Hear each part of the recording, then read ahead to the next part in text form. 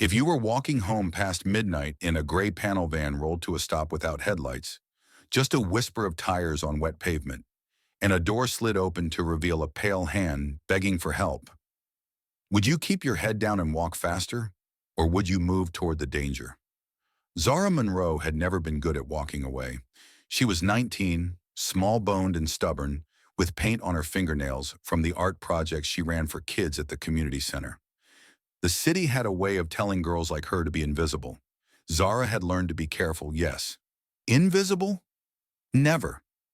She zipped her thrift store hoodie to her chin and cut across Seneca Street, counting the steps to the bus stop. Seattle rain turned everything glassy. Streetlights, puddles, even the thin film of fear that lived under her ribs. She heard it then, a muffled thump. Another, like a heartbeat trapped in a box. The van had eased to the curb across from the shuttered florists.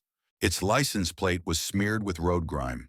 No rideshare decal, no company logo, just a rectangle of gray, the kind company men drove by day and ghosts by night.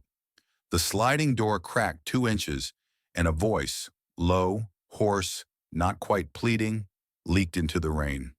"Hey, hey!" Zara stopped dead. Her brain argued like a switchboard on fire. "Don't. Call 911. Keep walking. It's a trap." But then the door jolted wider, and in that split-second gap, she saw two things. Rope pinning a pair of wrists and eyes that were way too clear to belong to a junkie.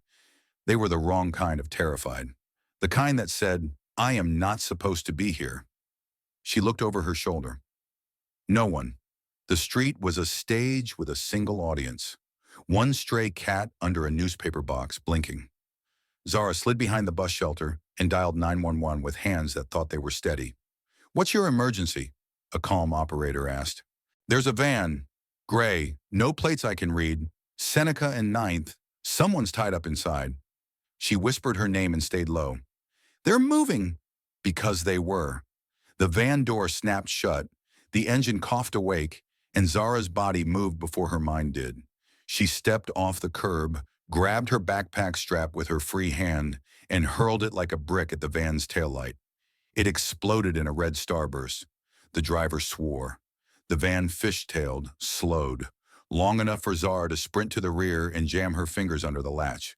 The sliding door budged an inch. Inside, shadows, two men, the sour smell of duct tape, and the man with the clear eyes gagged at the ankles and wrists.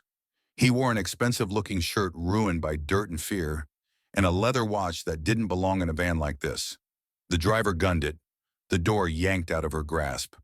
Zara stumbled, rolled, scraped her knee raw. The van sped toward the intersection, straight into a red light and a tangle of late-night traffic turning left from Ninth. A delivery truck blocked the lane. The van jerked, trapped behind its bulk. If there was a god, he had a wicked sense of timing. Zara lunged again, this time with purpose. She tore off her hoodie string and looped it through the sliding door handle, then through the bike rack, bolted to the sidewalk. A temporary tether, 2 seconds, maybe 3, before the cord snapped. She didn't need longer. The door slid, hit tension, and gaped. Rain rushed in. The hostage's gaze found her. Surprise, disbelief. Then something like hope cracking the horror. Zara stuck 2 fingers in her mouth and whistled. The sharp street whistle her friend Juno had taught her when catcalls got too bold. It tore the night. The delivery driver looked up. A security guard from the all-night pharmacy started over, radio crackling.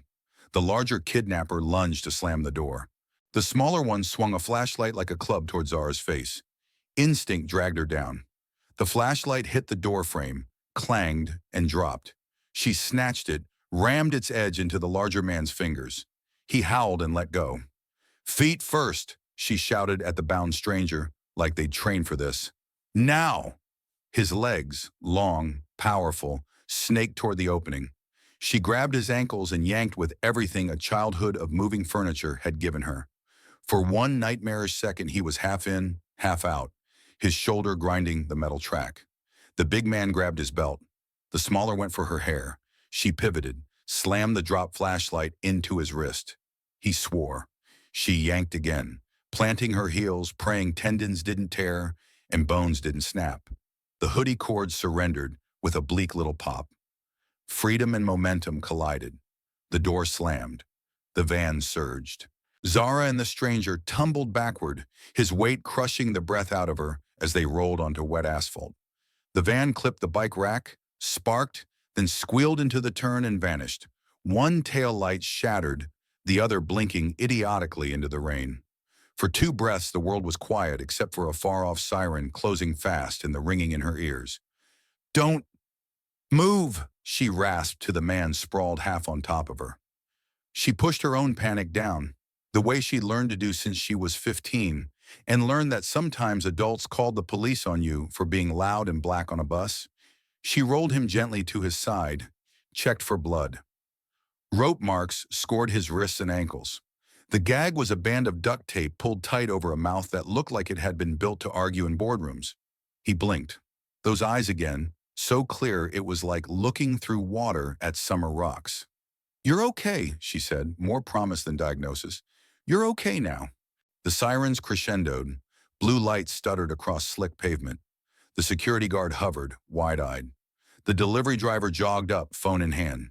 "You two all right? I called it in." "Help me get his hands free," Zara said. The guard produced a pocket knife.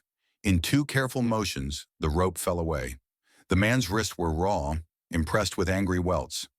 Zara fished a little tub of petroleum jelly from her backpack, the one she kept for kids with chapped hands, and smeared it gently along the abrasions. The stranger kept staring at her, like he was trying to memorize the shape of her face. "Can you speak?" she asked. He nodded once. The tape came off with a wet rip, taking a few days' worth of stubble. He winced, breathed, coughed. "Thank you," he said, voice shredded. "God, thank you." Police poured in, 2 cruisers, then 3, lights bouncing off the windows of the pharmacy. Questions stacked like boxes. "What did you see? Did you get a plate? Which way did they go?" Zara answered, breathing slow, replaying details. Gray panel van, left tail light smashed, no rear seats. 2 men, one with a spiderweb tattoo creeping up his neck, the other with a scar through his eyebrow. Gas station jacket. Smelled like menthols and cheap cologne. She surprised herself with how much she'd noticed. Fear had a way of focusing the lens. An EMT unspooled a foil blanket over the stranger's shoulders. Up close, he looked older than she first guessed. 35 maybe, with the kind of quiet that belonged to someone used to listening before he spoke. His shirt was a ruined silk. His shoes, Italian leather, didn't belong on Seneca Street after midnight unless you were lost or stupid, or both. "I'm Officer Lark," said a cop with kind eyes and a soaked brim. "We'll need your statement at the precinct, Miss Zara Monroe." She swallowed. "I gotta call my aunt. Let her know I'm safe." "Of course, we'll make it quick." Lark turned to the man under the foil blanket. "Sir?" He cleared his throat. "Elliot. Last name?" A beat. "Thorne." Something in the officer's stance shifted almost imperceptibly. Recognition? Respect? Zara couldn't tell. She wasn't fluent in the dialect of power. "Mr. Thorne," Lark said, careful now, "we're taking you both in to make sure you're looked over and to document everything. Do you need us to contact anyone for you?" Elliot Thorne's gaze flicked to Zara again, as if anchoring himself to the only thing that had made sense in the last 10 minutes. "Yes," he said, "my security director. And," he hesitated, "my sister." He didn't say lawyer. That struck Zara as interesting.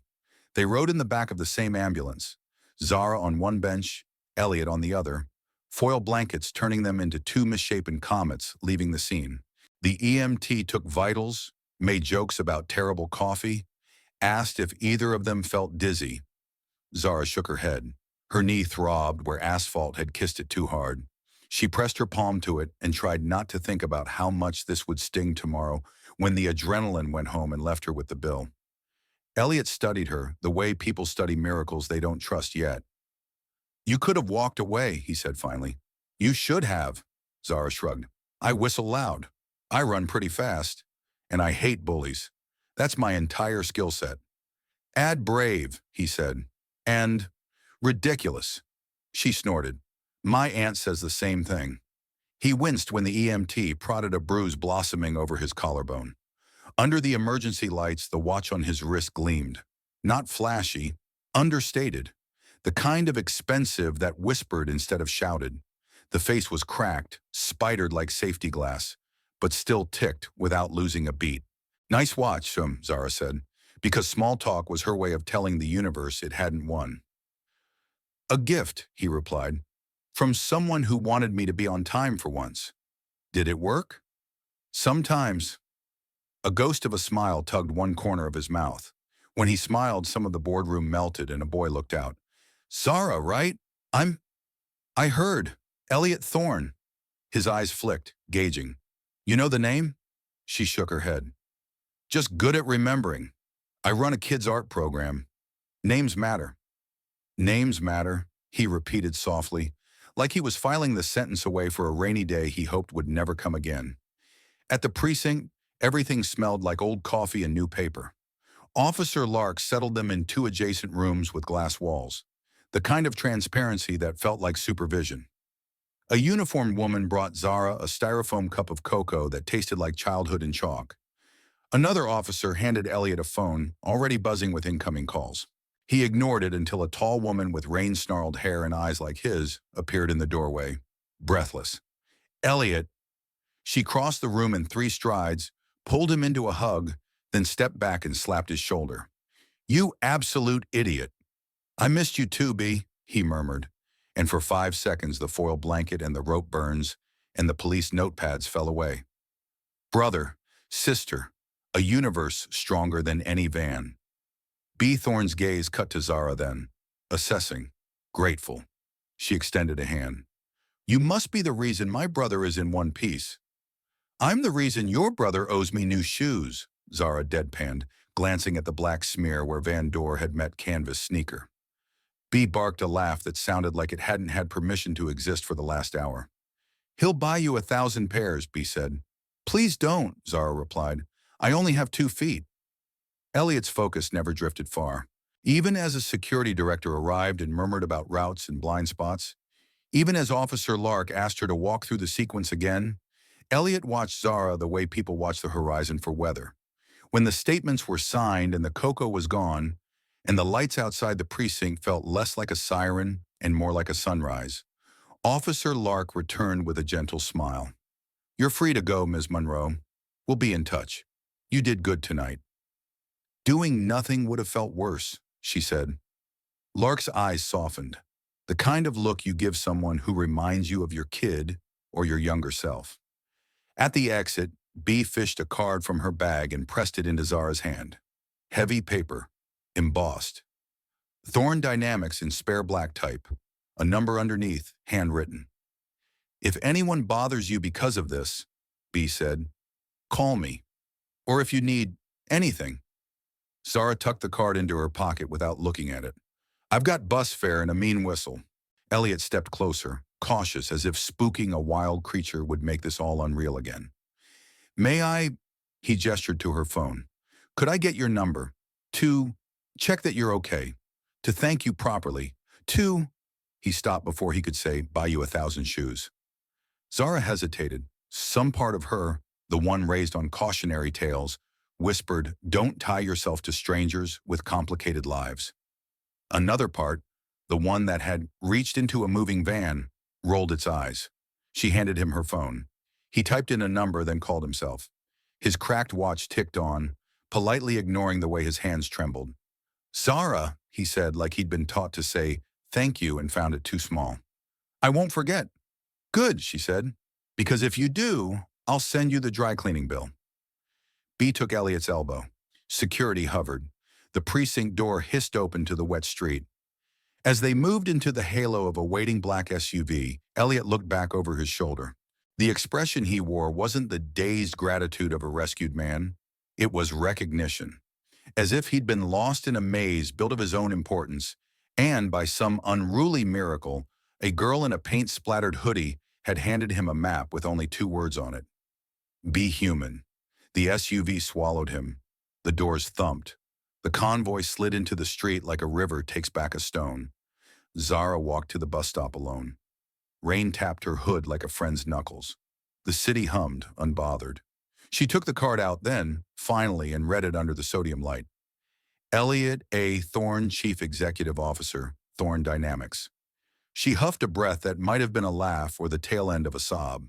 CEO. Of course he was. The watch, the shirt, the way cops changed their posture like wind shifts when weather moves in. She hadn't saved some random suit. She'd yanked a billionaire out of a kidnapper's van with a hoodie string and a borrowed flashlight. Her phone buzzed. Unknown number. Are you home safe? E.T. Zara typed, then deleted. Typed again, almost. Knee's mad at me. Good cocoa, though. 3 dots. I owe you more than cocoa. You owe me a story, she sent before she could overthink it. Who wants you badly enough to pull a stunt like that? A longer pause. Someone who thinks money buys people? Someone who doesn't understand what you do? That sometimes one person refuses to be purchased. Zara stared at that until her bus growled up and opened its door like a yawn. She climbed aboard, dropped 2 coins into the fare box, and took the seat by the window where she could watch the city blur into a smear of golden rain. On her lap, the card with the embossed name went damp around the edges. She slid it back into her hoodie and pressed her palm to the pocket like she could keep the ink from running.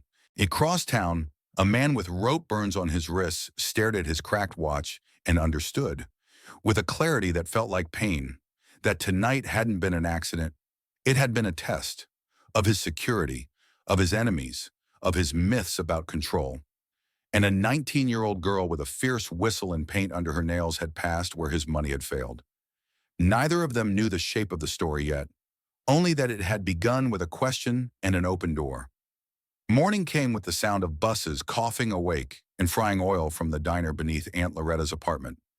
Zara woke to soreness in places she didn't know could hurt. Her knee felt like a stone had taken up residence under the skin. When she swung her legs out of bed, a little rust-colored circle on the floor reminded her that bleeding was a thing bodies did without permission. "You're up," Aunt Loretta called from the kitchenette. She was 60 going on forever, with a choir voice and a look that could part crowds. "I heard your key at 2, thought, that child better not be bringing stray musicians home again." "No musicians," Zara croaked, limping toward the smell of coffee. "Just chaos." Loretta turned, spatula in hand. Her gaze swept from Zara's scraped knee to the bruise rising along her forearm. The spatula clanged into the sink. "What in God's breath happened?" Zara told her. Not everything. The billionaire detail could wait until her aunt had at least sipped coffee. But enough. The van. The rope. The way fear held still so you could move.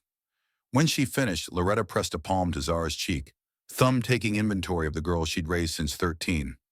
"You got that look like your mama," she murmured, "when a storm's coming and you open the door anyway." "I'm fine," Zara said. And because she could, she leaned into that hand like a cat into sunlight. "You're brave," Loretta corrected. "Brave and fine ain't the same. Eat before the police decide they need more of your time and steal you for breakfast." As if conjured by eggs and prophecy, a soft knock landed on their door at 9. Loretta peered through the peephole, then opened to a woman too alert to be anybody's neighbor. "Good morning, Ms. Monroe," the woman said. She wore a navy blazer that tried not to be intimidating and failed. "I'm Andrea Park with Thorne Dynamics Protective Services. Mr. Thorne asked me to make sure you were all right and to offer transport for a follow-up statement downtown. There's also," she glanced past Loretta to Zara, "a thank you that wants delivering." "I don't need a thank you," Zara said instinctively, then flushed. "I mean, I don't want, money or—" Andrea's mouth quirked like she heard this speech often from people who deserve parades. "It isn't money, but we can argue later." Loretta crossed her arms. "If my niece rides with you, I do too. And I sit where I can whisper reminders about how many people she loves who expect her home by dinner." "That can be arranged," Andrea said dryly, and 30 minutes later they were whisked into a car whose interior smelled like leather and understatement. No logos, no drama, just quiet competency. On the way, Andrea briefed them like a tactful aunt. "The attempt on Mr. Thorne wasn't random," she said, eyes on mirrors, mind on roots. "The van was stolen yesterday. The kidnap team is familiar. 2 players tied to a fixer we've had on our radar. We believe they meant to move him to a secondary site and leverage him for signatures. Signatures? Zara asked. Like a ransom note, but in legalese? Like a transfer of control document, Andrea said. Think sign your company over or someone gets hurt. It's crude and stupid, and lately too common. Loretta sucked her teeth. People with money always think they the target. Not saying your man ain't special, but envy runs cheaper than gasoline. Andrea's gaze softened. Envy's loud. Desperation is louder. Mr. Thorne's made enemies by refusing to sell a piece of the company to certain aggressive funds. Vultures, Zara translated. Birds of carrion, yes. Andrea glanced at Zara's bandaged knee. You did a lot with a hoodie string. Zara stared out at the city sliding by. I did what I could. The universe did the rest. They expected a precinct. They got a lobby. Thorne Dynamics headquarters lived at the top of a glass needle that pretended it wasn't trying to touch clouds. Zara tried not to gape, failed with honor, and stepped into a lobby that smelled like eucalyptus and quiet money. Art hung on concrete walls like it had opinions. A receptionist with warm eyes greeted them by name, as if goodness had its own guest list. Ms. Monroe, Ms. Loretta, welcome. Mr. Thorne will see you in the garden. The what? Zara asked. But then Andrea led them through a set of black doors that opened onto surprise. A rooftop garden, dew still clinging to sedum and thyme, bees toggling between lavender and city wind. The skyline elbowed in like nosy neighbors. In the middle of it all stood Elliot, suit this time, tie undone like he'd wrestled it and barely won. Rope burns ringed his wrists like ghost jewelry. When he saw them, the CEO mask didn't slip. It shattered. He crossed to Zara with a gratitude that made Loretta's eyes shine and stopped being suspicious for half a minute. Hi, he said, voice soft. You're here. You sent a car, Zara replied. Hard to say no to a woman who looks like she can bench press a sedan. Andrea can, he said straight-faced. She once lifted a Volvo to retrieve a toddler's shoe. Andrea snorted. Exaggerations build morale. Loretta took Elliot in with the same look she used on deacons, who begged forgiveness after interesting weekends. You all right, baby? I am now, he said honestly, and that won him points that money couldn't buy. They sat. Bees negotiated treaties. A server appeared from nowhere with tea that smelled like lemon and mercy. Elliot didn't waste time. I owe you more than I can articulate, he began, hands clasped so he wouldn't reach for hers without permission. Our security is good. It wasn't good enough last night. You were. Zara fidgeted with a cracked fingernail. I whistled. I threw a backpack. The delivery truck did most of the hero work. Humility looks good on you, Elliot said, but accuracy looks better. You made a call when most people would have made distance. That saved me. Loretta cleared her throat pointedly. We accept gratitude in 3 forms: words, casseroles, and structural change. Elliot blinked. Then he laughed. An actual laugh, not the courteous chuckle of a man used to polite rooms. Your aunt is formidable. She's soft, Andrea murmured. Don't let the eyebrows fool you, Elliot sobered. Ms. Monroe, Zara, when I texted I owe you a story, I meant it.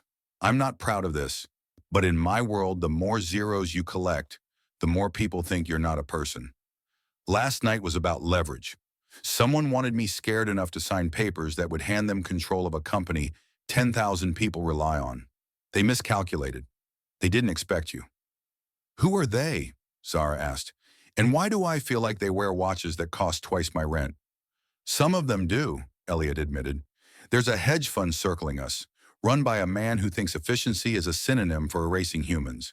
He's partnered with a competitor who likes to buy ideas instead of invent them.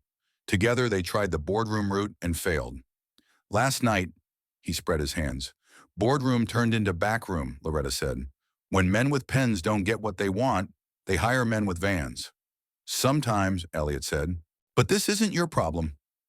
Zara looked at the city that raised and bit her with equal hunger. Somebody kidnapped you on my block. That makes it my problem until I say otherwise. Silence balanced on the rim of his teacup.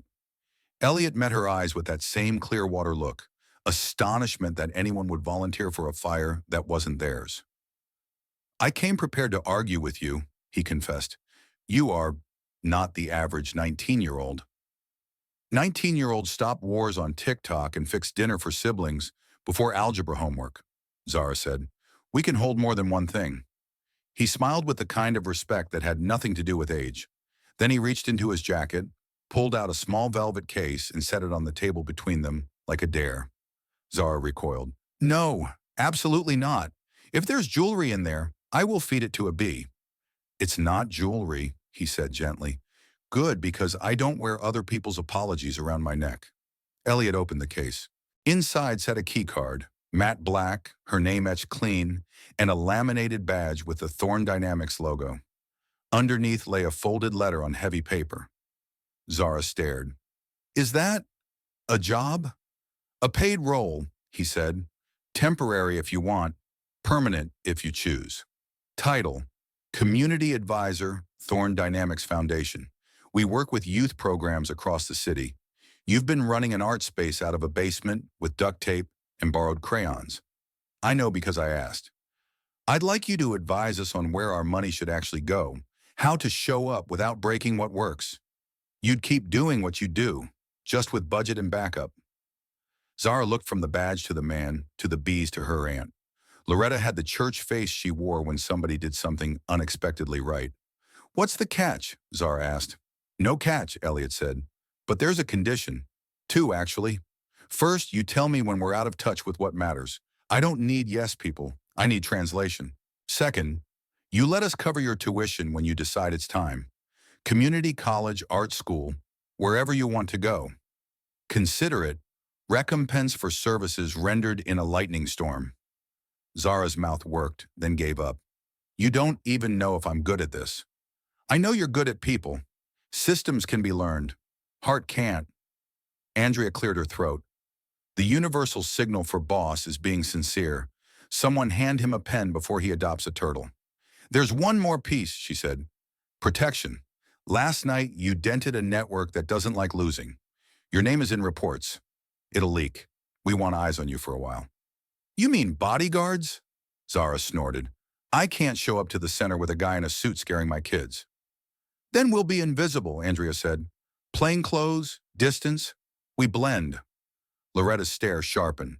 And when you get bored, when the headlines move on and some other crisis gets you fluttering, you'll leave her with attention and no shield. Andrea didn't flinch. Ms. Loretta, I don't flutter. I make lists. Protection is on mine. So is long-term support. If you say yes to the foundation role, Zara's not a headline. She's family. We don't abandon family. Something in the word family lit a little alcove of memory in Zara's chest. Her mother's laugh, gone too soon. Nights on couches, the day Loretta said, pack your bag and meant you're mine now. Family. She could recognize the real thing by feel. Elliot watched the calculations travel her face. He didn't push. He didn't reach. He just sat there with rope burns and a cracked watch and a hope so careful it felt like a bird in cupped hands. Okay, she said at last. 1 month, advisory. If it smells like PR, I walk. If anybody uses my face to clean their conscience, I blow a whistle so loud your stock drops. Deal, he said instantly, joy misbehaving at the edge of his mouth.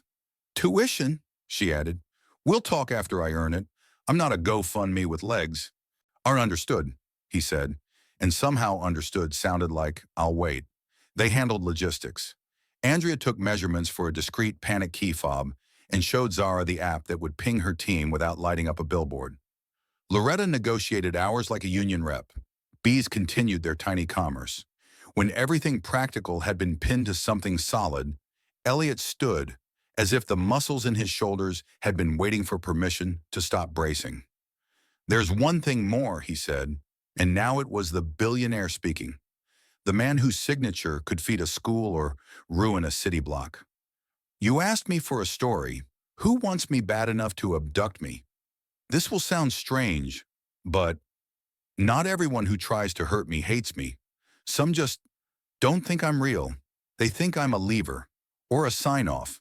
Last night shook them. You made it personal. I want you to know I won't let that splash on you. Too late for that, Zara said softly. But I don't mind a little splash. I like storms. He breathed a laugh. Of course you do.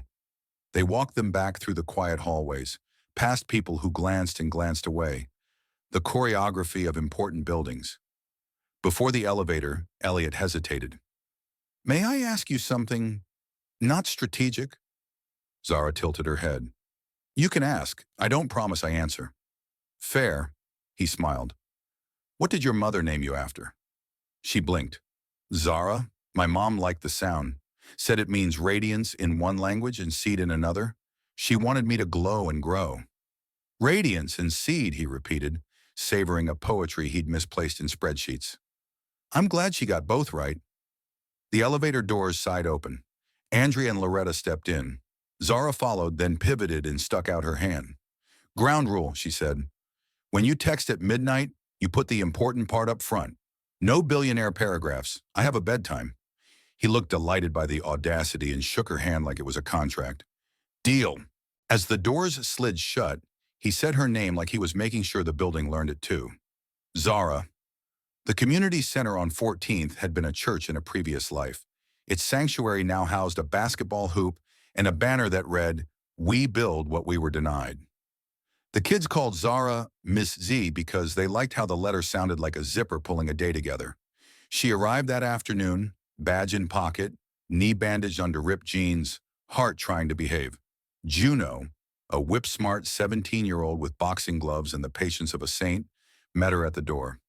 You late, Juno announced, throwing a ball to a second grader who caught with his face and laughed anyway. And you're limping.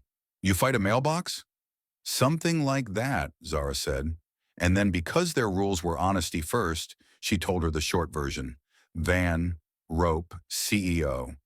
Juno's eyebrows attempted to quit her forehead. You saved a billionaire? She demanded, equal parts proud and horrified. Girl, that's either the best ally card or the worst decision. Undecided, Zara said, but he offered help. The good kind. Juno considered this, then nodded once. Make him buy snacks. Not the stale granola things either. Real food. Pop-Tarts. Zara laughed, then sobered. There might be some eyes on us for a while. Quiet ones. You see anything weird, you tell me. Weird like what? Weird like men in van energy bodies trying to look like dart players. Juno's mouth went thin. Say less. They set to work. On the schedule, collage for the littles, sketching hands for the middle schoolers. Draw what you don't think about, Zara instructed. And for the teens, a conversation about power that started with comic book villains and slid sideways into landlords. At 5, Andrea texted that she was 2 blocks away, as agreed. Shadow, not shepherd. At 6, Loretta arrived with a casserole big enough to feed defiance. The center filled with a sound Zara loved more than any. The overlapping hum of kids who believed a room was theirs. Halfway through glue stick negotiations, Zara's phone buzzed. A photo. She expected an email from a vendor. She got Elliot's cracked watch. Repaired, face clean, leather replaced, resting on a desk next to a notebook scrawled with something that looked suspiciously like Zara. Call BRE Art Supply Grant. Repaired, his text read. Didn't feel right, pretending last night didn't happen. Here's to things working again. She took a picture back. 14 gluey hands, 1 big casserole, a banner that had been patched so many times it had its own story. We build what we were denied, she typed, starting with better snacks. 3 dots. Snack procurement, on it. Don't tell Andrea. She insists carrots count. Zara smiled to herself and went back to cutting out magazine eyes for a surrealism lesson. It felt like balancing 2 planets, one built of skyscraper gardens and bees, one of scuffed floors and laughter. But for the first time she could remember, the solar system made sense. The orbit lines didn't clash. They braided. At closing time, Zara stepped into the alley to dump recycling. A cat slunk by, tail like a paintbrush. The light caught on something reflective just beyond the dumpster. A camera lens? No, a bottle shard. She shook off the prickle that lived at the base of her skull since last night. Paranoia was a sensible coat. You wore it until spring proved it wasn't lying. Then a voice she'd only heard on TV rolled from the mouth of the alley, silk over ice. Ms. Monroe? A man peeled himself from the shadow like he'd been grown there. 40 maybe, hands too clean. Suit that tried to be unmemorable and failed.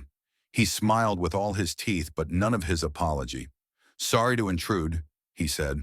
Not sorry. I represent interests who were deeply distressed by last night's confusion. They admire your initiative. They'd like to ensure your, continued safety. Zara shifted her weight, left foot back the way Juno had taught her. Two more men stood at the alley's end, silhouettes with the posture of people who get paid to stand like that. We're good on safety, she said. Try another block. The man's smile cooled. You misunderstand. We're not offering, we're asking. Mr. Thorne's health is important to many, including, we hope, you. He's under a lot of stress. People make mistakes under stress, sign things they shouldn't, befriend people they shouldn't. Is that a threat against my friend's status or his signature? Zara asked.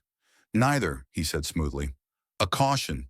People can be misled by emotion. Charitable impulses get twisted. A girl of your background might think the attention means more than it does. Zara's laugh wasn't pretty.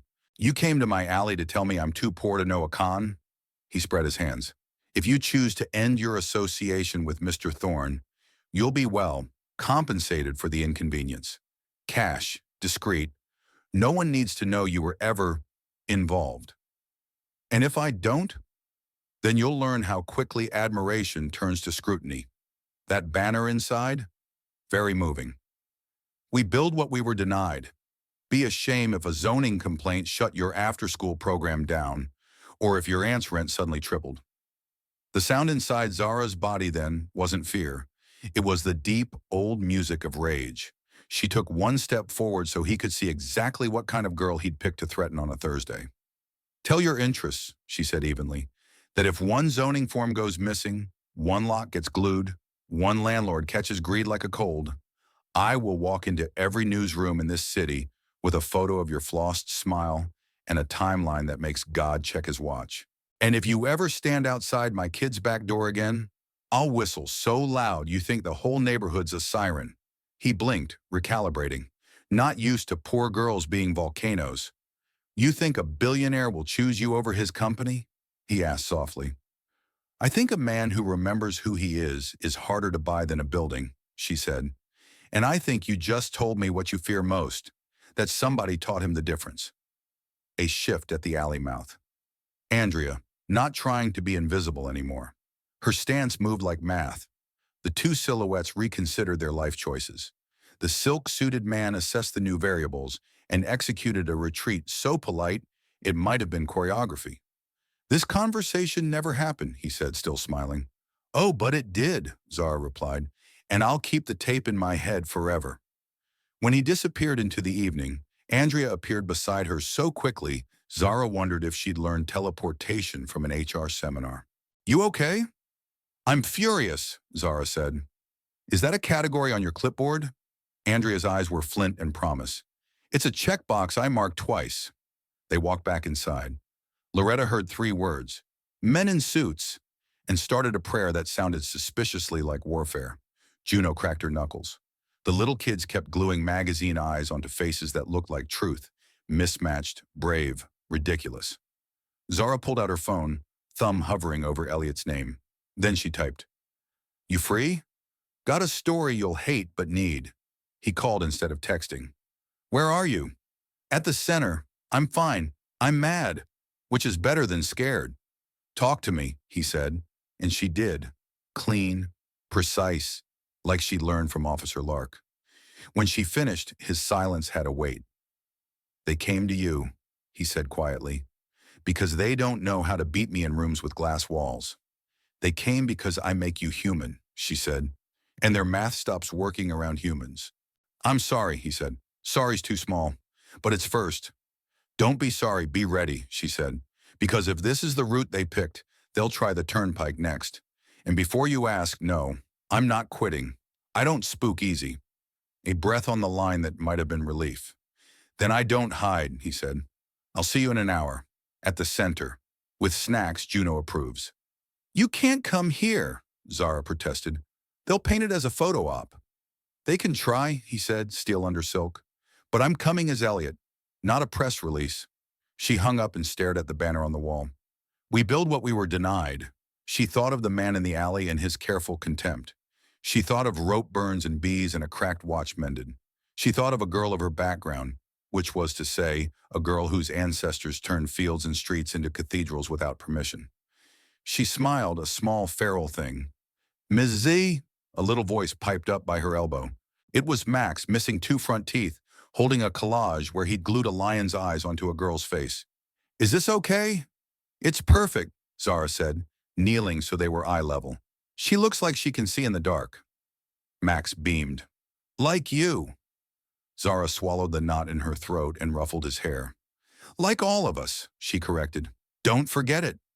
An hour later, Elliot walked into the center carrying 3 bulging grocery bags and a look that said, "Do not argue about the Pop-Tarts." He wasn't a headline, not here. He was a tall man who still had bandages on his wrists and the indecency to wear a sweater that made him look like a social studies teacher. Juno eyed the bags, inspected contents, and gave a grudging nod. "You may stay." He stayed. He listened to teens talk about how landlords were the true supervillains. He peeled apples with a pocket knife that had seen campsites. He stood under the banner and asked questions that sounded like he'd been poor before and hadn't scrubbed it from his memory. He didn't give a speech. He swept after snack time, badly, and everyone laughed at the way he kept missing the corners. When the last kid left and Loretta herded volunteers into thank yous, he and Zara ended up alone under the buzzing fluorescent that never decided between life and death. "They came to your alley," he said, anger banked like coals. "And discovered I have smoke detectors," she said. He exhaled a laugh that wasn't really a laugh. "Every time I think I've mapped the cost of this life, a new line appears." "You're allowed to draw new lines," she said. "Like, we don't threaten girls in alleys." He looked at her like she'd handed him a tool he'd forgotten he owned. "Zara, thank you for not running." "I did run," she said, "toward the problem." He nodded as if adding that sentence to his morning affirmations. Then he reached into his pocket, pulled out a folded sheet of paper, and handed it to her. It was a formal letter on the Thorn Foundation's letterhead, concise and plain. "Effective immediately, we will fund the full renovation of the 14th Street Community Center art room, including security lighting and a backdoor camera monitored by our team per Ms. Monroe's specifications. No logo, no press. We'll put the credit on the plaque as paid for by people who still believe." She read it twice. Her throat did its annoying sting. "No logo?" she managed. "Press makes good things small," he said. "This doesn't need cameras. It needs paint." She folded the paper and tucked it into the pocket where the business card had lived that morning. The pocket felt different now. Not heavier, truer. Outside, a siren wrote a red line on the block, then faded. Inside, the fluorescent finally chose life. Zara flicked it off anyway and stood in the doorway with Elliot, looking at a room that tomorrow would smell like glue and laughter and possibility funded by a man who had learned, very suddenly, how to be a person in his own life again. "Tomorrow's going to be loud," she warned. "Good," he said. "Silence is where cowards grow." They stepped into the cool evening. Andrea's shadow peeled off the brick wall like a guardian angel who did squats. Loretta locked the door with the stern grace of a woman who trusted God and deadbolts in equal measure. Juno popped her head out, lifted the bag of approved snacks in triumph, and disappeared into the dark humming city. On the walk to the corner, Elliot's sleeve brushed Zara's. It wasn't romance, not yet. It was proximity that felt like agreement. 2 orbits adjusting so paths didn't collide but complemented. He looked down at his wrists, then at her knee. "We match," he said. "We heal," she corrected. He smiled. That too. They parted at the bus stop because that was still her life, and he was determined not to bulldoze it. The bus arrived with a sigh. She climbed the steps and turned. He stood there with his hands in his pockets and the look of a man who had found a compass in a place he didn't expect to find anything but noise. "Hey," she called over the diesel grumble. "Tomorrow bring better brooms." "Yes, ma'am," he said, and his yes sounded like a vow disguised as a joke. The bus swallowed her and roared away. Elliot watched the tail lights until they were ideas instead of light, then reached for his phone. A text from B slid in. "Board wants blood, so do I. Let's pick the right vein." He typed, "Start with the fun, the fixer, and the man in the alley whose cologne smelled like menthols. We draw new lines. We do it loud. Then he added, without meaning to, without planning, like a prayer. And we protect the seed. He didn't need to write her name. He could feel it, bright and stubborn, carrying a banner into rooms that forgot what people looked like if you didn't count their zeros. Zara on the bus leaned her head against a window and let the city jostle her into the kind of tired that wasn't defeat. She took out her phone and scrolled to the photo of Max's collage, the lion-eyed girl. She made it her lock screen. If you saw a van door open at midnight, would you pretend you didn't? She'd asked the world. Tonight the world had answered back with men in suits and bees in gardens, and a billionaire sweeping crumbs from between floorboards because a 19-year-old told him to. She smiled into the dark glass, at her reflection looking back double, radiance and seed, and whispered to the city and to herself, "We build." By sunrise, the city's rumor mill was baking bread out of last night's flour. A grainy security still hit two blogs, a gray van, a girl in a hoodie, a tall man half falling from a sliding door. The posts were careful not to say names. Lawyers make people careful. But the comments filled in blanks with conspiracy, cruelty, and the occasional miracle of truth. By noon, a talk radio host called it a staged publicity stunt. By one, a caller who sounded like he'd never lied to himself a day in his life said, "I know that corner. That ain't no stunt." Zara didn't read the blogs. She was too busy living the thing they were guessing at. She spent the morning turning the art room into a battlefield the way she liked it. Paper everywhere, scissors hidden from kids who believed gravity was a suggestion, and the good markers held ransom until someone washed the brushes without being asked. She tried to ignore the prickle under her skin that said someone remembered your alley. Andrea's presence, distant, invisible, was both comfort and reminder. The world was still the world, but so was she. Elliot walked in at noon, carrying a battered broom like a penitent pilgrim. He dressed down, dark jeans, wool sweater, contrition, and yet he couldn't help being who he was, a man whose silence changed the temperature of rooms. Juno had already assigned him a job. She thrust a roll of painter's tape into his hands. "Blue tape on the edges only," she ordered. "No overlaps. We're not animals." "Yes, coach," he said gravely, and got to work. At 2, B arrived with boxes, paints, canvases, new safety scissors that looked like small miracles. B had the energy of a woman who loved 3 things ferociously, and time was one of them. She hugged Loretta, shook Juno's hand like they were equals in a union she'd invented on the spot, and set to assembling a set of drying racks with the patience of a surgeon. "I told the board I was out to lunch," she said, sliding in next to Zara to help a 9-year-old free a stuck glue cap. "Not a lie. This is lunch for my soul." "The board?" Zara asked without moving her hands from the kid's stubborn glue tomb. "Live grenade field," B said cheerfully. "We'll throw some back later." They threw together a simple system for the renovation. Kids would keep classes in the gym, while the art room got its facelift. Loretta volunteered to feed anyone with a mouth. Juno volunteered to enforce order with that wild, stern ant energy she wore like a jacket. Elliot volunteered to be told what to do, and for the first time in a decade, meant it. At 3, the gym was all bounce and holler. At 3:07, Andrea's voice sounded in Zara's ear from behind her shoulder without moving her lips. "Heads up. Press outside." "How many?" Zara asked. 3 cameras, 2 mics, 1 man with a blog and a hat that says truth, like he paid shipping on it. Juno rolled her eyes so hard they clanged. "You want me to run a perimeter with popsicles?" "No circus," Andrea said. "We keep it small.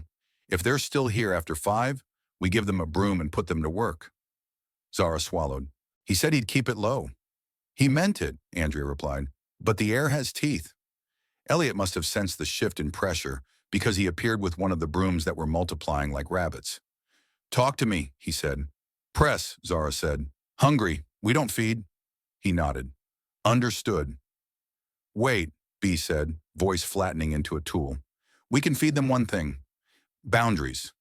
She pulled out her phone, typed like a pianist with a vendetta, and 60 seconds later a statement hit Thorne Dynamics' official channels. It was short. It was precise. It wasn't appetizing for vultures.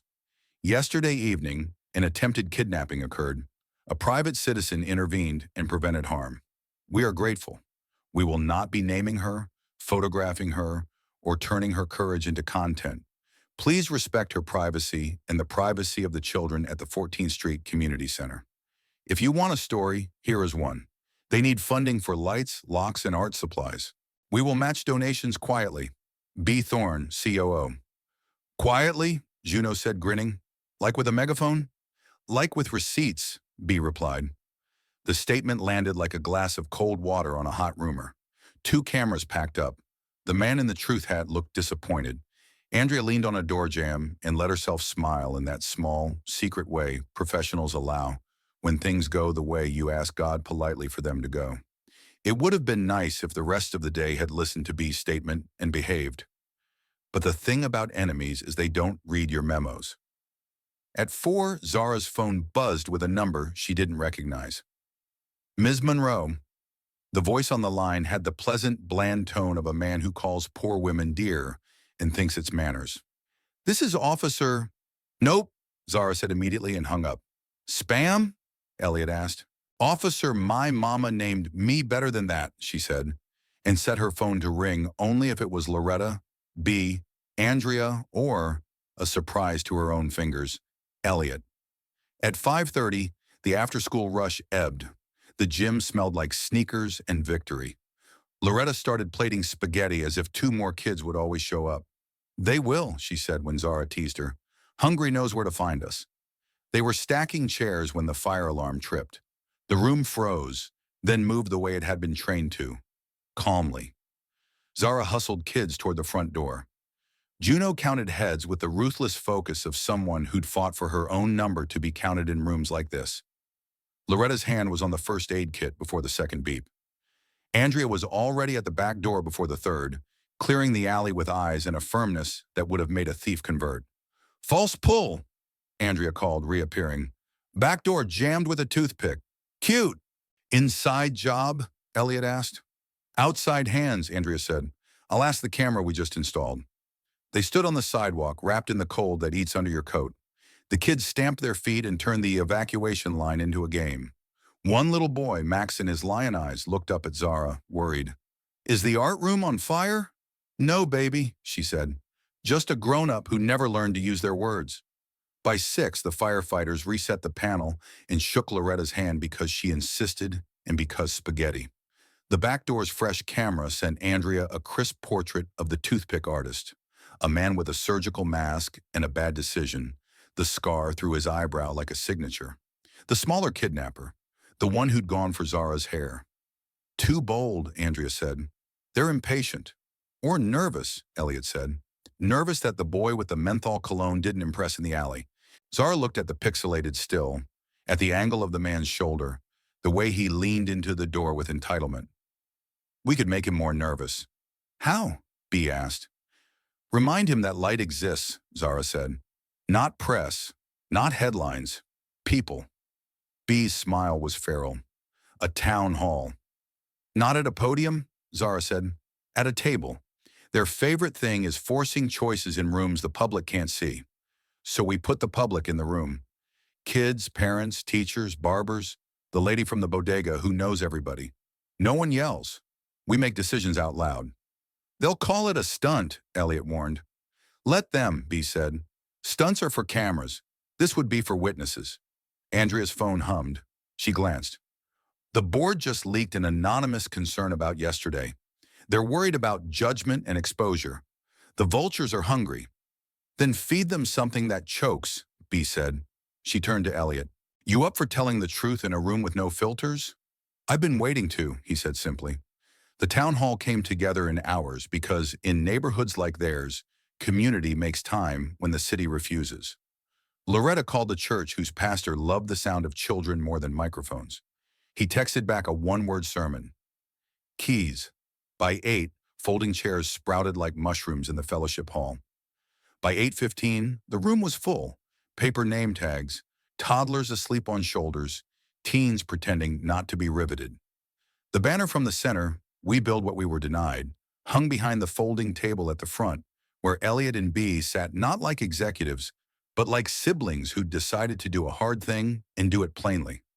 Zara stood off to the side, not on stage exactly, on guard. The pastor opened with a prayer that sounded like a drum line. Then he ceded the mic to a kid with acne in a voice that shook but didn't break. "My name is Luis," he said. "I hoop in that gym. Yesterday somebody pulled our fire alarm. That ain't right. Adults always say, use your words. So we here, use yours." Laughter like rain. The ice cracked. Elliot stood. No PowerPoint. No graphic with numbers that hurt the eyes. Just a man who still had faint rope shadows around his wrists and had known long before last night how to hide them under sleeves. "Good evening," he said, and his voice didn't fill the room so much as fit it. "I'm Elliot. Yesterday, two men tried to move me from the street to a place of pressure. They wanted signatures. They wanted silence. They wanted me to behave like a lover.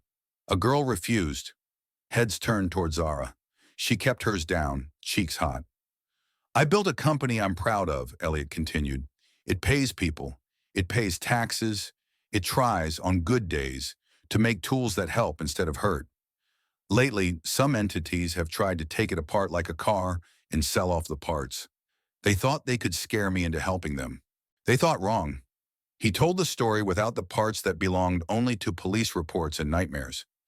He kept in the parts that mattered. The van door, the whistle, the way money fails without people. He didn't say Zara's name. He didn't need to. The room was full of girls whose aunties had taught them to be loud. B laid out the rest. The fun, the fixer, the pattern of efficiency that meant firing janitors and rehiring contractors at half the wage. She didn't slander. She didn't pose. She drew a map in chalk and handed everyone a piece. Then she did something that made a hush fall like an usher's hand. She sat down. "Questions?" she asked. "Concerns? Correct us. We're here to be told where we're wrong." A woman with a baby stood. "My name is Kiana. I clean offices at night. I got a question. Why should we believe you won't sell us to the cheapest bidder the first time a number looks pretty?" "Because I live with my choices," Elliot said, not defensive, just awake. "And because I put a clause in our bylaws last year that closes two doors we were tempted to open. Tonight, I'll make it public. We will not sell controlling interest to a fund that does not meet labor standards we'd be proud to put our name on. We will publish those standards, in English and in the languages our people speak." "Lawyers won't like that," someone muttered. "Lawyers don't pay the price when your dad's hours get cut," B said. A barber with gold scissors tattooed on his forearm stood. "They came for you.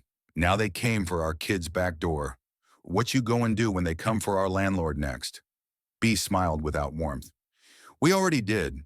The landlord got a letter at 5 p.m. from a law clinic that loves tenants the way some men love yachts. We paid the retainer. We won't put our logo on it. They'll come by Tuesday. Bring your lease." Another woman stood, her accent West African, her gaze a yardstick. "You talk pretty," she told Elliot. "Pretty goes away when men meet other men with money. What keeps you honest?" "People," he said. "These people. And a 19-year-old who doesn't get impressed by my watch." Eyes swung again. Zara kept her eyes on Max, who was drawing lions in the margins of his program. More questions, then a story from an old man who'd been evicted during the last boom and didn't intend to be the morale of another. Elliot and B listened. They didn't fix. They took notes. Zara watched Elliot's hand as he wrote. It didn't shake. When the meeting ended, there wasn't applause. There was something better. People clustering in twos and threes, making lists, making plans. The barber took the law clinic's number. Kiana swapped shifts with Loretta for next Thursday so she could attend a meeting. Luis asked Elliot if he could shadow someone at Thorne for a day.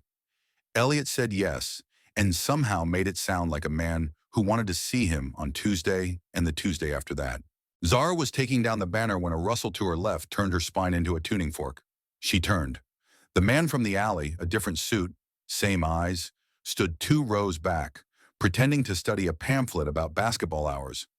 Andrea was there before thought.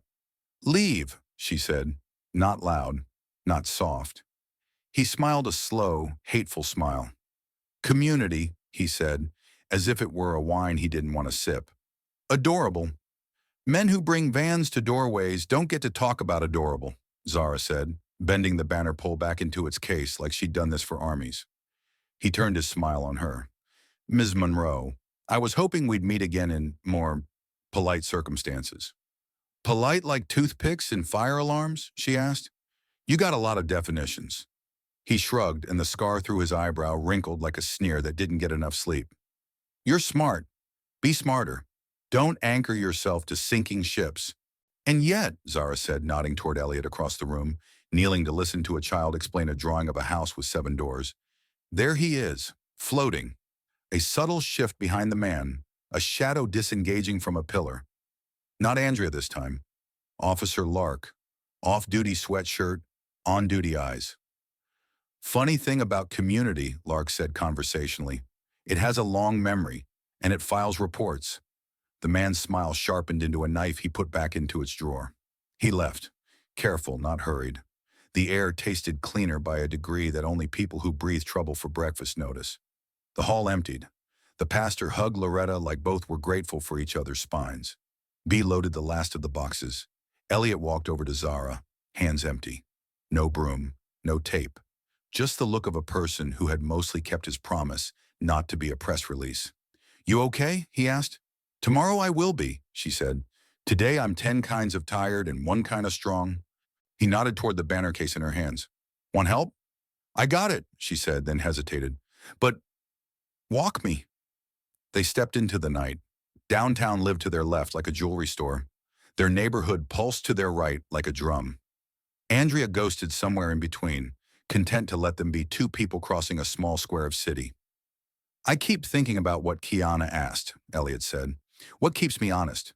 The answer I gave was true. It wasn't whole. What's the whole? Zara asked. You, he said, simple as a streetlight. You didn't just keep me alive. You keep reminding me I'm a person, that I'm not a lever or a checkbook or a headline, that I'm a man who can choose. The more I choose well, the less those men have to sell. Zara didn't know how to carry words like that without setting them on a shelf and staring for a month. So she set them in her pocket beside Bee's letter, where they could make friends with promises. Don't put me on a pedestal, she said. You know what pedestals are. Fancy boxes people use to keep you from touching the ground. He looked almost relieved. I'm not good with statues, he said. They remind me of funerals. They walked past a mural. Someone had painted a girl's face with a constellation of brass lions in her eyes. Zara felt Max's collage vibrate like a tuning fork in her chest. You ever think about the van? Elliot asked suddenly. About the what-ifs? Sometimes, she admitted.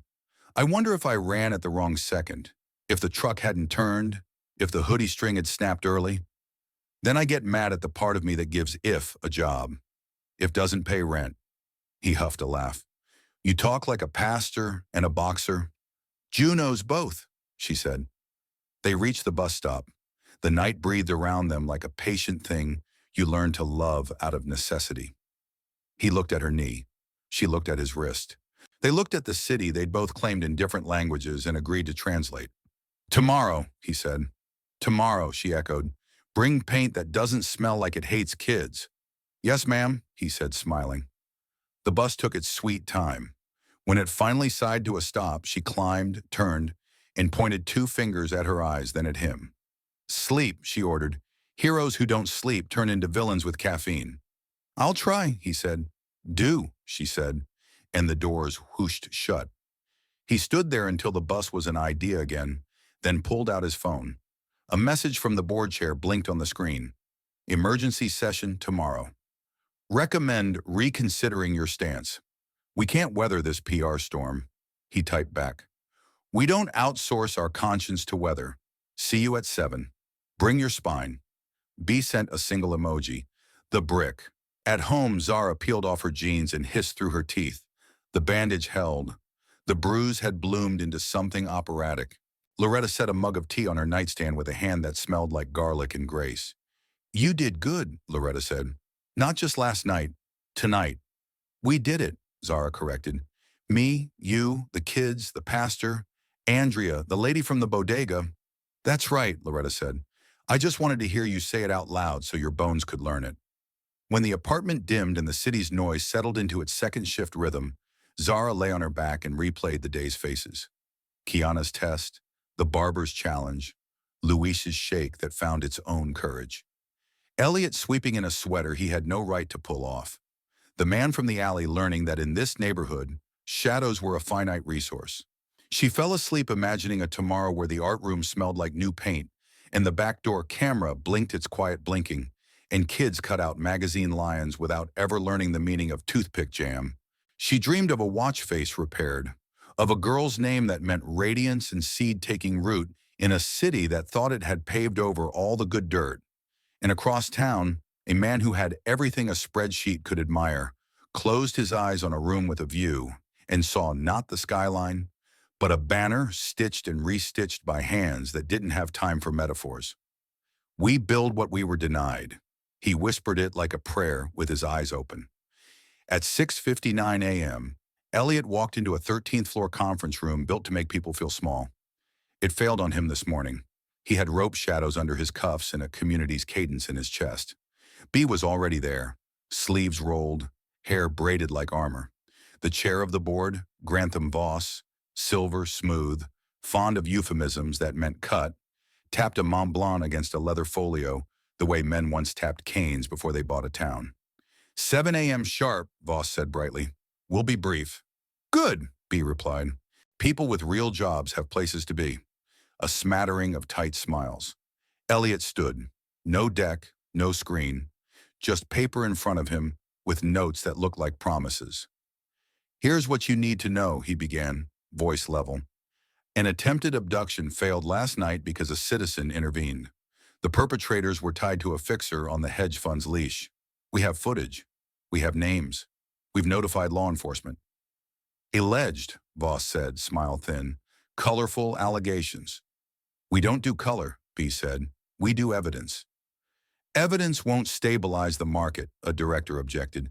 Investors are skittish. We need assurance. A statement that you're open to a creative capital solution. By creative, you mean predatory, Elliot said. By solution, you mean surrender. No. Murmurs. Voss folded his hands. Elliot, you're a visionary. No one disputes that. But vision without liquidity is religion, and Wall Street is agnostic. The fund's offer clears debt, juices our share price, and lets you focus on mission without the pesky burden of governance. You want us pretty, B said. We prefer useful. Voss exhaled theatrically. Then we need alternatives. Without them, we must consider leadership changes, fiduciary duty and all. Fiduciary duty runs in two directions, Elliot said softly, to shareholders and to the humans whose lives we alter. You measure only the first because it's tidy. Humans don't sit on quarterly calm, another director muttered. They sweep our floor, Elliot replied. They fix our servers at 2 a.m. They test our code so hospitals don't cough up blood when it hiccups. They were nearly collateral in a crime you'd like me to forget by lunchtime. Silence edged the table. B slid two documents forward. We anticipated your anxiety, she said. We proposed two structural changes. 1. We convert a tranche of super voting shares into a mission lock, a golden share held by an independent public benefit trust with a narrow mandate. Veto any transaction that fails a published labor standard. 2. We establish a worker advisory council whose vote is non-binding but public and reported with each major decision. If we ignore it, we explain. Plainly, a director scoffed. You want to give janitors a veto? We want to give them a voice, B said. The trust holds the veto, selected by a panel that includes labor economists, a neighborhood pastor, a teacher, and God help us, one lawyer we actually like. This is madness, Voss said, color creeping. Markets punish companies that lecture them. Markets punish companies that forget what they make, Elliot said. We make tools that let people breathe. If we can't exhale here, where can we? Voss tried one last tack. And if the market walks? Then we walk with the right people, B said. We'll pair Mission Lock with a buyback funded by selling non-core assets at a premium our competitors will happily pay to raid our toy box. We retain the heart. They can have the extra arms. You propose a war, a director whispered. No, Elliot said, and for the first time there was iron in his voice you could taste. We propose a spine. He slid a slim folder across to Voss. The bylaws amendment, the outside counsel's opinion, the trust charter. I signed this morning. B sign. We need 2 more. Or you can refuse and we'll publish your refusal and our proposal at noon. Either way, the world hears the truth. We will not sell the living to feed the ledger. The room held its breath. 2 directors, one young, one old enough to be done with pretending, reached for pens, exchanged a look that said, "What are we here for if not this?" and signed. Voss stared at the ink like it had insulted his ancestors. "This will cost you," he said. "Everything worth anything does," Elliot replied. "Now, if you'll excuse me, I promised a 9-year-old I'd help him glue a dragon wing." He and B left before the room remembered how to sneer. In the hall, B sagged against the wall and laughed once. A single bark of relief. "You did good," she said. "We did stubborn," he corrected. "Same thing some days." Back on 14th, the renovation began with the soft thunder of drop cloths. Contractors, friends of the barber, cousins of Kiana, showed up with ladders and playlists. Zara stood in the doorway, hands on hips, foreman of a small, improbable kingdom. The backdoor camera blinked steady. Andrea's team watched from a distance you could feel. "Mrs. Z," Max announced, holding up a sketch. "Can we paint stars on the ceiling?" "After fire inspection," Zara said automatically, then grinned. "But yes, start with paper. Tape your constellations like a plan." He nodded, deadly serious. "I'm making one called Lion Eyes." "Of course you are." Juno charted supplies like a quartermaster. Loretta fed armies on a stove that hated her and obeyed anyway. The community's machine hummed, well-oiled by insistence and love. At noon, B texted, "Mission lock passed. Expect noise. Keep doors steady." Noise arrived early. An editorial called Elliot a benevolent tyrant. Another accused him of weaponizing poverty. A talking head spit the word janitor as if it were a slur. Then a second wave of commentary hit from places that didn't attend galas. A nurse writing about buyouts that gutted ERs. A teacher whose pension fund had voted to unlock value by firing the custodians who kept her classroom clean. A trucker who remembered when his dad's plant closed with a press release full of adjectives and no apologies. Zara read none of it until Juno shoved a phone under her nose. "Yours." On screen, a clip of last night's town hall. Shaky, unflattering, perfect. Luis's voice, Kiana's question, Elliot's answer about the 19-year-old unimpressed by watches. The comments weren't the usual swamp. They were people telling tiny truths, one after another, like a string of lights in a neighborhood that had learned to fix its own outages. She exhaled and let herself look at Elliot across the room, where he was peeling painter's tape with the care of a surgeon and the success rate of a man who'd never taped anything in his life. She caught his eye. He lifted the tape triumphantly. It split. "Tragic," she called. "Humbling," he said. She laughed, then sobered as Andrea's shadow nudged the edge of her attention. A van idled across the street, white, clean, too interested. Andrea murmured into a sleeve mic and the van glided on, but the prickle returned and refused to leave. "Still with me?" Elliot asked quietly, appearing at her shoulder. "Always," she said, "but let's stack exits anyway." They did. 2 routes, 3 safe houses, pastors, barbers, bodega ladies, whistles for volunteers, a drill at 4 p.m. because fear is loud and drills teach you to be louder. At 3:30, as Elliot was hauling a box of light fixtures, his phone buzzed with a message that made his hand tighten. A photo of Max walking home yesterday, zoomed, framed, printed in grayscale, with a red circle around the boy like a target. "Cute lion," the accompanying text read. "Wouldn't want it to get lost from its pride. Sign, Elliot. Last offer." He showed Andrea. She took one long, flat breath, then moved like weather. 2 of her team stepped into the alley and came back with eyes like knives. "You okay?" Zara asked, reading his face. "No," he said, "but I'm not running." We're not running, she corrected, and called a huddle with a voice that could hurt armies. New rule, nobody walks home alone for a week. We pair. We call when we arrive. We make creepy men's phones useless by giving them nothing to film but people who know each other's names. Max looked up, worried. Did I do something wrong? You did something perfect, Zara said, squatting to his height. You made art. Sometimes ugly men don't know what to do with beautiful things, so they try to scare them. We scare them back by being loud together. He nodded, satisfied. Okay, I'll roar. Attaboy. Elliot watched that exchange with a heart that hurt the way muscles do when they're rebuilding. He texted B the photo in a sentence he'd never typed before. Call the U.S. attorney. We escalate. She replied one word. On. By 5, the drill felt like choreography instead of panic. By 6, the contractors had installed lights that made the back door a sun. At 7, the barber walked 3 kids home in a triangle formation, like a coach guarding a victory. At 8, the center emptied slow, like a theater reluctant to leave a standing ovation. Zara and Elliot stood in the doorway again, as if their feet had learned a ritual. He held the mission-lock paperwork under his arm like a shield. She held a roll of tape like a threat. You made something today, she said. So did you, he replied. Tomorrow, she said. Tomorrow, he echoed. They didn't touch. They didn't need to. The city touched them both, and for once it was gentle. The photo of Max did what threats often fail to do. It made the wrong people brave. By morning, a quiet task force had a name. The Alley Working Group.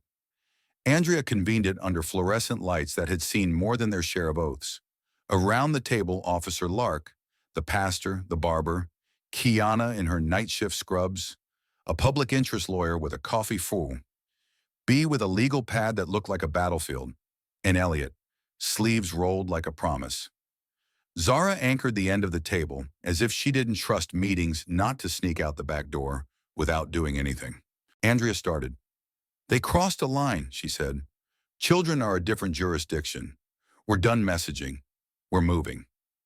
The lawyer, Taryn Cho, small, fierce, the kind of person who sues cities and still gets invited to their galas because she smiles nicely while dismantling egos, tapped a folder. We have enough to open a conspiracy case, she said. Kidnapping attempt, intimidation across state lines, threats to minors.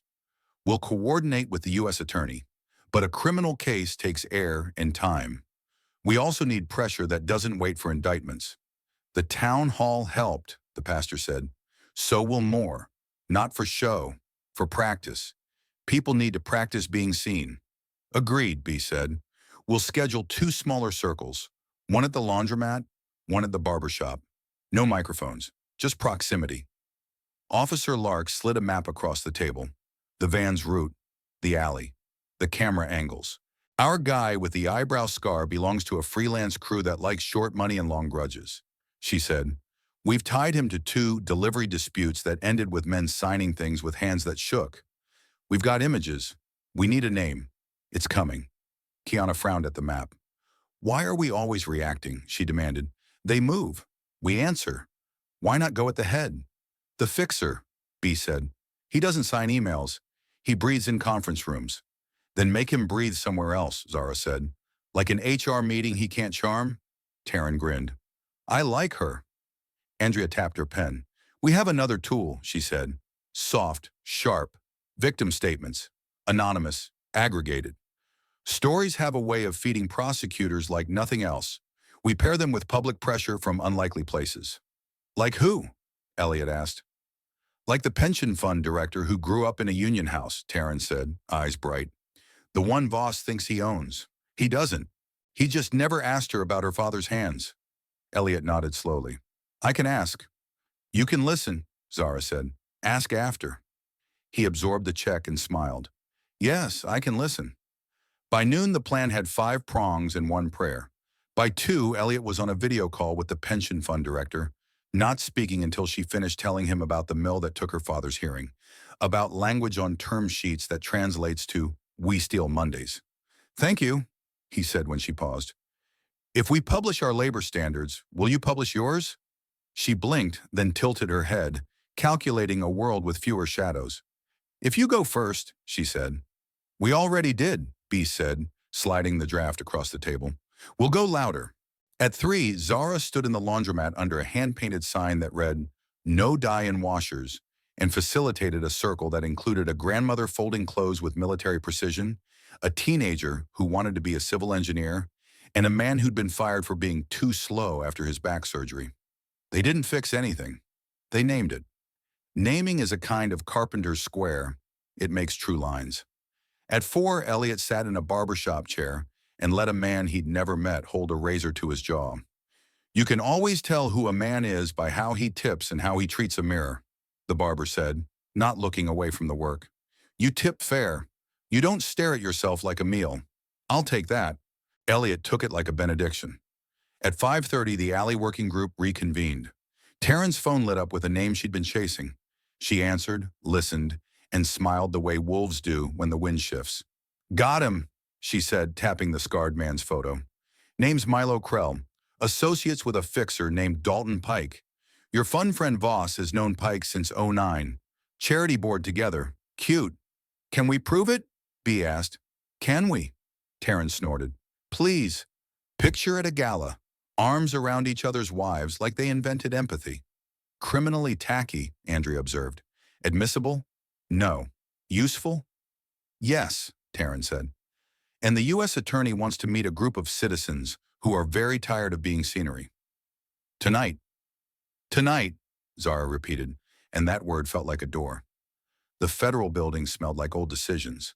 The conference room they were given looked like it had been decorated by a committee that feared color. The U.S. attorney, a black woman with a center-part bun and an expression that read, "Don't bring me ghosts. Bring me names," shook hands around the table and sat. Ms. Cho says you're organized, she began. Prove her right. They did. Andrea walked through security failures, camera angles, names. Lark connected dots on whiteboard lines. B mapped money like an electrical grid, showing where power leaps when people aren't watching.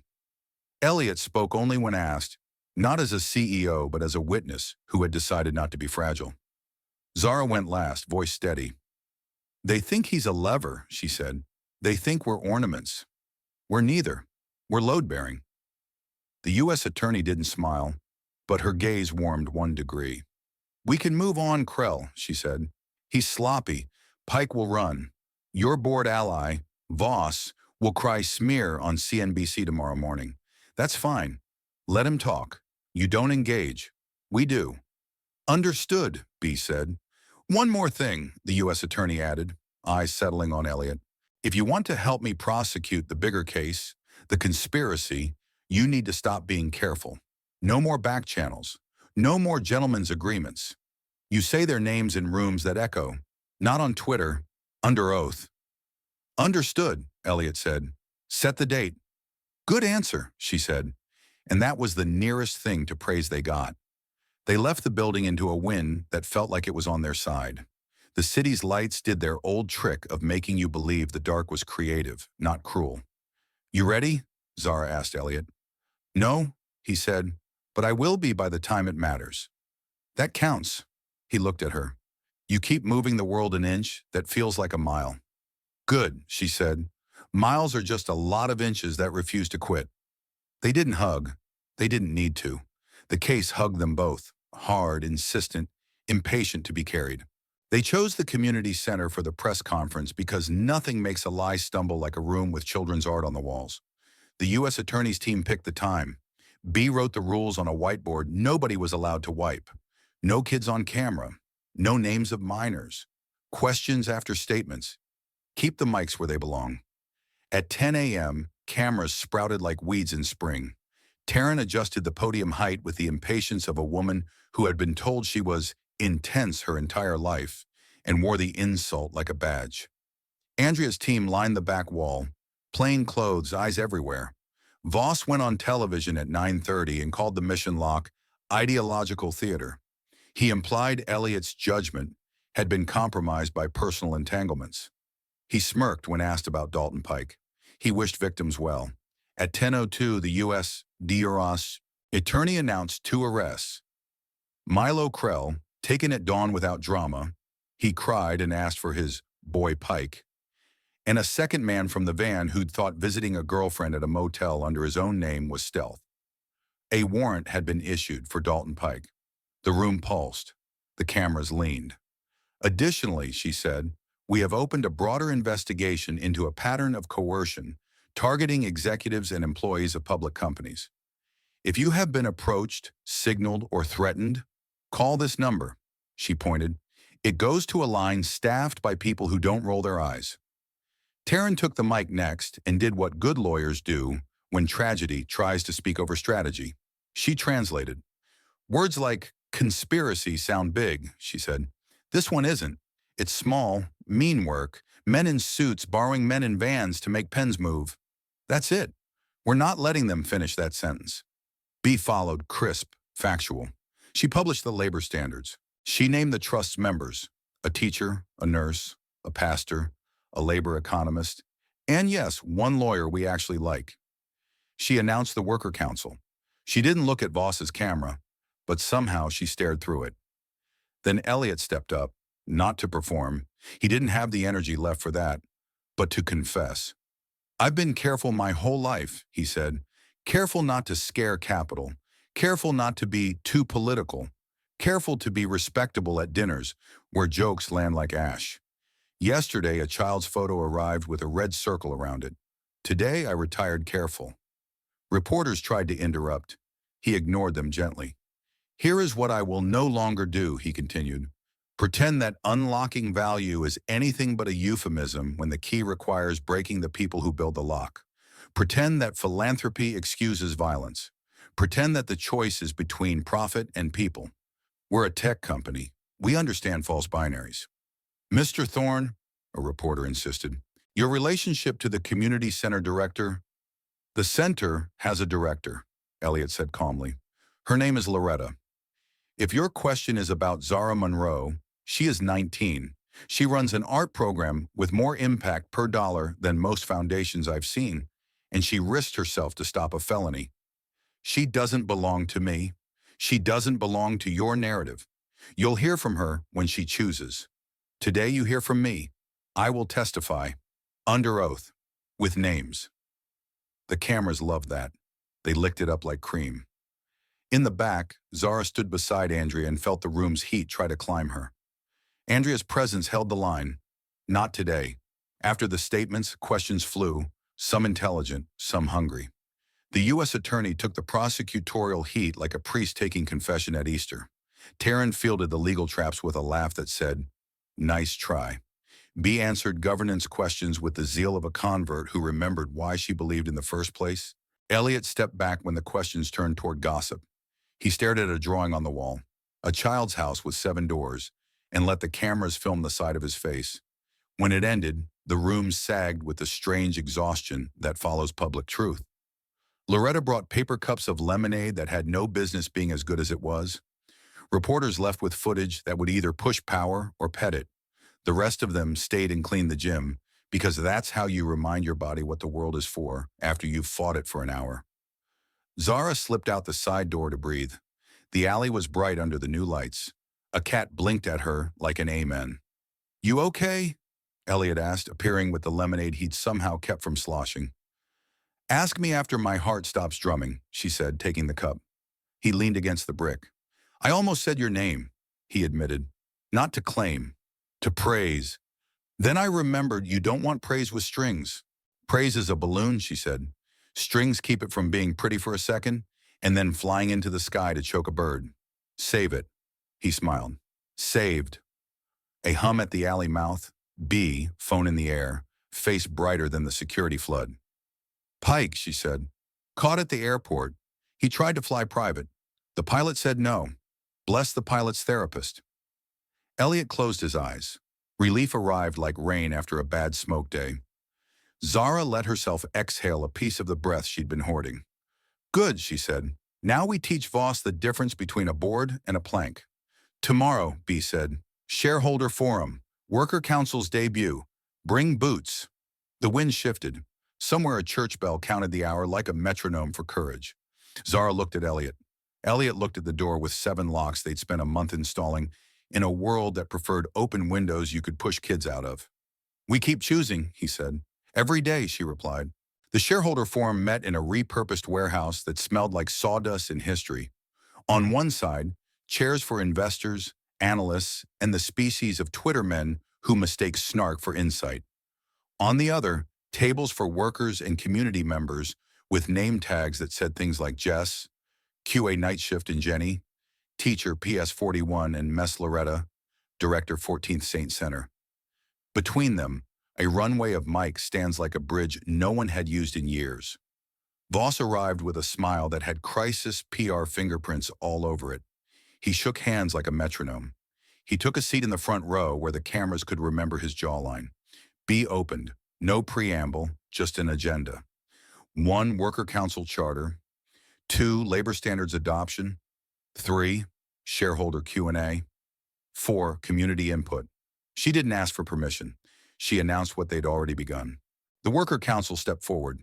5 people, Jess from QA, Kiana in Scrubs, a janitor named Hamid who'd been in the building longer than 3 of the executives combined, a junior engineer whose hoodie said Build Care, and the barber, because code runs on coffee and haircuts. They read their charter into microphones, tuned to catch every consonant. We are not a union, Jess said steady. We are a conscience. We do not bargain wages here. We bargain with truth. We vote on major decisions. You see our votes. If you ignore us, you tell the world why. The room shifted. Something old woke up. An American muscle long starved by convenience. Voss stood. This is theater, he said, finally dropping the velvet. Non-binding noise. You embarrass us. Hamid stepped to the mic. His hands shook and then stopped. Sir, he said, I have cleaned your bathroom for 14 years. I know what you throw away when you think no one is looking. Today we look. Laughter like lightning. Applause that sounded like a floor remembering how to hold weight. Voss flushed. He sat. B introduced the labor standards. Clear, measurable, no poetry, minimum contractor wage floors, no shell games with independent status, health coverage thresholds, safety audits with workers present. And if you move work offshore solely to depress wages, you publish the reason clause that made one analyst choke on his own breath. Then came the questions. A fund manager in a suit, the color of apologies, asked if the standards would constrain growth. B said, they will constrain cruelty. Another asked if the mission lock would depress the share price. Elliot said, if your investment thesis requires us to harm the people who make our product, we invite you to invest elsewhere. Elsewhere started trending. Community input turned the room warmer. The pastor asked for internships that didn't require unpaid months only rich kids could afford. The teacher asked for servers that didn't crash on test day. Loretta asked for better brooms. Elliot promised all 3. B scheduled the first 2 on the spot. A facilities manager in the back scribbled brooms and underlined it 3 times. In the final minutes, Zara walked to the mic, even though she hadn't planned to. The room adjusted without knowing why. My name is Zara, she said. I run the art room at 14th. Yesterday, my kids glued constellations to the ceiling and gave them names you'll never find in an app because they belong to us. This, she gestured at the room, the charts, the standards, the bruised egos, is our ceiling. We named it. Don't lower it. Silence held. Then a sound rose from the worker side. Knuckles on tables, a rhythm dubbed on lunch breaks and learned at picket lines. It wasn't applause. It was agreement. Voss stood again, as if compelled by a reflex older than wisdom. And what do you know of capital markets, he asked, a sneer pinched around the word markets like it had offended his mother. Zara smiled without humor. Enough to know we are the capital. You trade paper. We trade days. He opened his mouth, closed it, and this time he sat like a man who'd been measured and found exactly tall enough to bump his head. After, in the spill of the crowd, a girl of 12 tugged Zara's sleeve. Ms. Z, she whispered, awe and mischief braided in her voice. You were so cool. Zara crouched. You're cooler. Did you see those constellations? We're going to need bigger ceilings. The girl nodded solemnly. I'm making one called Stop Voss. Zara laughed, then choked on it because laughter does that when you've been holding your breath for 3 weeks. Outside, the sky was the color of a promise you keep even when it's inconvenient. Elliot found her in the doorway again, because doorways were where they understood themselves best. Between things, bridging. You did that, he said, not pointing to any one thing because it was all one thing. We did that, she corrected. Together. Like grown-ups. He considered her for a long second. When this calm, he said softly, I want to take you somewhere not loud, not fancy, somewhere you choose. Not to say thank you, just to be people who survived a month that tried to make us symbols. She weighed the ask, not because she doubted him, but because she liked the wait. Okay, she said at last. One rule. Name it. No disguises, no careful, just faces. He smiled the smile he only wore in rooms with bad fluorescent lights and good people. Deal. Down the block, Andrea leaned against a lamppost and allowed herself to sit, finally. B texted the U.S. attorney a single word. Done. The U.S. attorney replied, beginning. Loretta herded 3 teenagers and 2 reporters toward a folding table with collard greens and cornbread, then swatted the reporters' hands with a spoon when they reached without asking. The barber cut a kid's hair outside just because. Kiana checked a blood pressure for an old man who just wanted to be near the noise. The banner went back up in the center that evening, above a room that smelled like new paint and earned light. We build what we were denied. Someone had added a second line in smaller letters, neat as a ledger, and then we guard it. Zara locked the back door last, habit and honor. She turned to find Elliot in the doorway, hands empty on purpose. Walk? He asked. Yeah, she said. They walked past the mural of lion eyes, past the laundromat where naming had turned strangers into a quorum, past the barbershop where a boy was getting his first fade with a seriousness that made the whole block careful. You know, Elliot said, when I was a kid, I thought love would feel like being chosen by something glamorous. Turns out it feels like being chosen by a neighborhood that decides you're furniture and not decoration. She bumped his arm with her shoulder. Furniture you sit on, not a vase you dust. Exactly. They reached the bus stop that had witnessed so many small vows. He didn't ask to change her route. She didn't ask him to stand somewhere the cameras could see. They stood like people, not an emblem in his myth. The bus sighed up. She climbed, turned, pointed 2 fingers at her eyes and then at him, because some languages deserve to be ritual. He saluted with 2 fingers from his forehead and laughed at himself even as he did it. The bus swallowed her. The night held him. He checked his watch. Not the cracked one, the repaired one. It ticked like it trusted the future. He did too. Not because men like Voss had vanished. They never do. But because a 19-year-old split a night open with a whistle and a hoodie string and refused to stop turning that first choice into 100 after it. Back at the center, Max lay on the floor and stared up at the paper constellations. Mrs. Z, he called, can we name one enough? She lay beside him, shoulder to shoulder, and considered the ceiling they'd made. We already did, she said. We named this whole room that.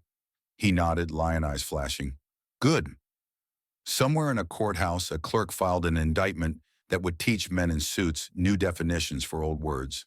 Somewhere in a newsroom, a young reporter pitched a story about workers voting in a tech company and didn't get laughed out of the room. Somewhere in a boardroom, a chair resigned with a statement about spending time with family and a cut on his pride that would scar humble.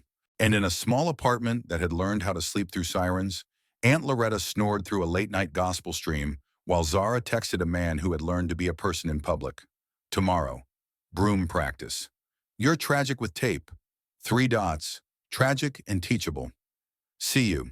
No disguises, no careful, just faces. Real love, it turned out, could start in a van door and end in a room full of children making new skies.